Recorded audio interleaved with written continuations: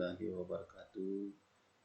Pada kesempatan ini kita akan mencoba membahas pandangan alternatif dari penalaran neuroscience, penalaran. Jadi kita hari ini akan mencoba ya membahas materi tersebut ya. Yang pertama kita lihat bahwa pandangan alternatif terhadap penalaran. Kita lihat dari perspektif alternatif tentang penalaran, ya, bahwa teori proses ganda berpendapat bahwa dua sistem penalaran yang saling dilengkapi dapat dibedakan. Ya. Yang pertama kita lihat sistem asosiatif, ya. Kemudian ada yang kedua sistem berbasis aturan. Pertama kita lihat apa itu sistem asosiatif, ya. Di mana ya sistem ini melibatkan operasi mental yang berdasarkan kesamaan yang diamati dan pendekatan temporal tentunya, ya. Di mana ya, kecenderungannya hal-hal yang terjadi berdekatan dalam waktu. Kemudian yang kedua kita lihat apa itu sistem berbasis aturan, ya. Di sini tentunya melibatkan manipulasi berdasarkan hubungan antara simbol. Ya. Kemudian kita coba lihat juga ya, sistem asosiatif. Ya.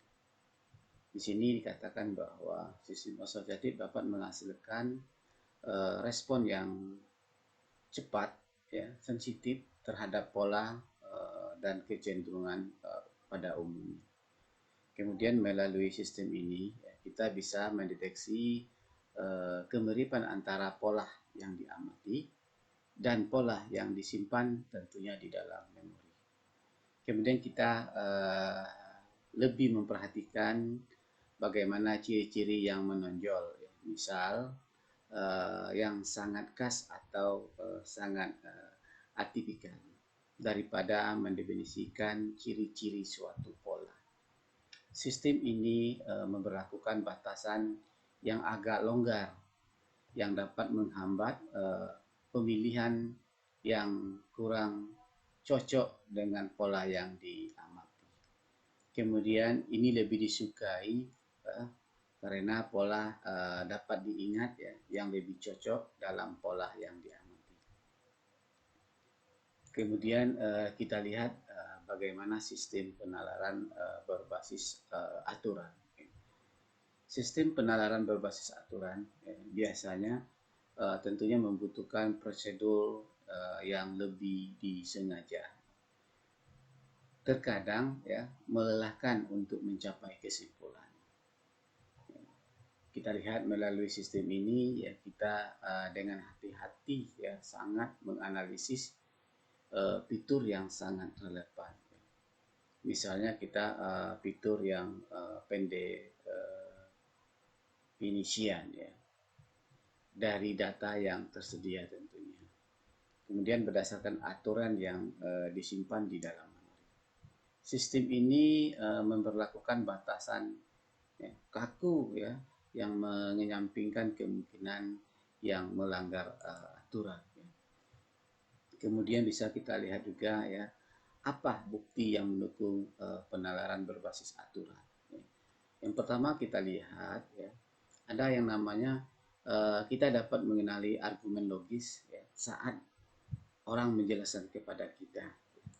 Kemudian yang kedua ya, kita dapat mengenali kebutuhan ya, yang membuat kategorisasi yang berdasarkan fitur yang membutuhkan ya, meskipun ada kesamaan dalam fitur maksudnya fitur yang keras. Misalnya ya kita dapat mengenali bahwa koin ya koin itu dengan diameter 3 inci ya, yang terlihat persis seperti perempat ya, pasti itu adalah palsu. Kemudian kita lihat juga ya, kita bisa menyampingkan kemustahilan ya. Apa contohnya ya, seperti kucing mengandung kemudian melahirkan seekor anak anjing ya. Nah, inilah yang kemustahilan ya. Kemudian kita lihat juga ya, kita bisa mengenali banyak ketidakmungkinan. Ya, misalnya kita lihat ya, kecil kemungkinan Kongres Amerika Serikat akan mengesahkan undang-undang di mana memberikan gaji tahunan kepada semua mahasiswa yang paruh waktu. Kemudian kita lihat juga ya neuroscience penalaran, di mana proses penalaran melibatkan konteks ya, konteks prefrontal ya, di mana ya penalaran melibatkan area otak yang terkait dengan memori kerja kita seperti ganglia basal. Ya. Kemudian kita lihat juga ya orang akan mengharapkan memori kerja dilibatkan karena ya penalaran melibatkan intake ya, integrasi informasi di mana yang perlu disimpan dalam memori kerja saat kita diintegrasikan. Kemudian kita lihat ganglia basal ya terlihat dalam berbagai fungsi termasuk kognisi dan pembelajaran. Kemudian area ini juga sangat erat hubungannya dengan konteks prefrontal melalui berbagai koneksi. Kemudian kita lihat juga ya di mana sementara orang terlibat dalam integrasi informasi, di mana memecahkan masalah penalaran silogistik dan bersyarat. Konteks ya fronto lateral kiri serta basal ganglia diaktifkan untuk penalaran di mana penalaran bersyarat dan silogistik. Namun ya penalaran silogistik juga melibatkan aktivasi ya, di konteks parietal lateral ya, dan konteks frontal lateral ya. Tentunya vertikal sebelah kiri. Jadi ya penalaran silogis ya dan kondisional tampaknya melibatkan pemrosesan dari berbagai bagian otak. Ya.